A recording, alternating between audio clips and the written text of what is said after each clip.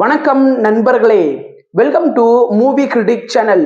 இன்னைக்கு நம்ம பார்க்க போற திரைப்படம் ரீசெண்டா தியேட்டர்ஸ்ல கிறிஸ்டோபர் நோலன் இயக்கத்துல மேட் டேமன் மற்றும் டாம் ஹாலண்ட் இவங்களோட நடிப்புல தமிழ் டப்பிங்ல பிரம்மாண்டமா ரிலீஸ் ஆகியிருக்கிற த ஒடிசி, ஒரு புகழ்பெற்ற கிரேக்க காவியத்தை அடிப்படையாக கொண்ட இந்த படம் ஒரு எபிக் ஃபேண்டசி அட்வென்ச்சர்.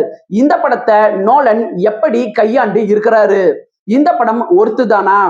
வாங்க ரிவ்யூக்குள்ள போலாம். கதை அப்படின்னு பார்த்தா, ட்ரோஜன் போருக்கு அப்புறம் இத்தாகா நாட்டோட அரசர் ஒடிசியஸ் தன்னுடைய ராஜ்யத்துக்கு திரும்ப பல வருடங்கள் ஆகுது. இந்த இடைப்பட்ட காலத்துல அந்த ராஜ்யத்தை அடையணும் அப்படின்ட்டுன்னு சில பேர் சதி செஞ்சுக்கிட்டு இருக்கிறாங்க. தன்னுடைய கணவர் திரும்ப வந்துருவாரு அப்படிங்கிற நம்பிக்கையில அரசரோட மனைவி மற்றும் மகன் இவங்க ரெண்டு பேருமே வர பிரச்சனைகளை சமாளிச்சுக்கிட்டு இருக்கிறாங்க. இது தெரியாத ஒடிசியஸ் தன்னுடைய நாட்டுக்கு கடல் வழியா வந்துகிட்டு இருக்கிறாரு. அந்த பயணம் சாதாரண பயணம் கிடையாது. பெரிய பெரிய அரக்கர்கள், பயங்கரமான சூனியக்காரர்கள் அப்படின்ட்டுன்னு சமாளிக்க வேண்டியதா இருக்குது. இதுக்கப்புறம் ஒடிசியஸ் தன்னுடைய ராஜ்யத்துக்கு எப்படி வந்தாரு, அதுக்கப்புறம் நடந்த சம்பவங்கள் என்னென்ன அப்படிங்கிறது தான் படத்தோட மீதி கதையே. பாசிட்டிவ் அப்படின்னு பார்த்தா, படத்தோட பெரிய பலம் நோலனோட டைரக்ஷன் தான். இந்த படத்தை ஒரு பிரம்மாண்ட படமா அவரு கொண்டுட்டு வந்திருக்கிறாரு. இந்த மொத்த படத்தையுமே புது ஐமேக்ஸ் 70mm கேமரால படமாக்கியிருக்கிறாங்க.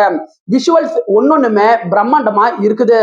ட்ரோஜன் ஹார்ஸ் சண்டை காட்சிகளாகட்டும், அரக்கர்களோட சண்டை போடுற காட்சிகளாகட்டும், இதெல்லாம் ஆக்ஷன் ஹாரர் ஹைலைட் அப்படின்னு சொல்லலாம்.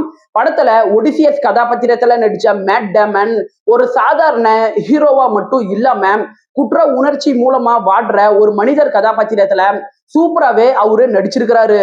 படத்தோட பின்னணி இசை இந்த படத்தை இன்னுமே பவர்ஃபுல்லா மாத்துது. ஒரு பழைய கிரீக் எப்பிக்க இப்ப இருக்கிற ஆடியன்ஸ் ட்ரெண்டிங்க்கு ஏத்த மாதிரி எமோஷனலா சொன்னது படத்தோட பெரிய பலம். குறைகள் அப்படின்னு பார்த்தா, இந்த படம் 3 மணி நேரம் பக்கம் ரன் ஆகக்கூடிய பெரிய படம். படத்தோட முதல் 30 நிமிஷம் கதை என்ன அப்படின்னு விவரிச்சு சொல்றதுக்கே எடுத்துக்கிட்டாங்க. சோ படத்தோட ஆரம்பம் பொறுமையா தான் இருக்கும். அதுக்கப்புறம் தான் பிக்கப் எடுக்கவே ஆரம்பிக்கும். இந்த படத்துல பெரிய பெரிய நடிகர்கள் பட்டாளம் இருந்தாலும் அவங்களுக்கான ஸ்கிரீன் டைமிங் படத்துல குறைவுதான். அசல் காவியத்தை படிச்சு பிடிச்சவங்களுக்கு இந்த படத்துல வர சின்ன சின்ன மாற்றங்கள் ஏத்துக்க முடியுமா அப்படிங்கிறது ஒரு சின்ன சந்தேகம் தான். ஓவராலா த ஒடிசி படம் கிறிஸ்டோபர் நோலனோட அடுத்த பிரம்மாண்ட படைப்பு அப்படின்னு சொல்லலாம். படம் தமிழ் டப்பிங்லயே இருக்கு. விருப்பப்படுறவங்க பாருங்க. 10க்கு 7.1 ரேட்டிங் கொடுக்கலாம். இந்த படம் ஒரு R ரேட்டட் படம். சோ குழந்தைங்களோட பாக்குறத தவிர்த்துருங்க.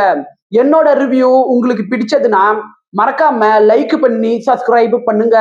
வேற ஏதாவது படத்தோட ரிவ்யூ வேணும்னா அந்த படத்தோட பெயரை கமெண்ட்ல பதிவிடுங்க. நாம வேற ஒரு வீடியோல சந்திக்கலாம். அது வரைக்கும் நன்றி, வணக்கம்.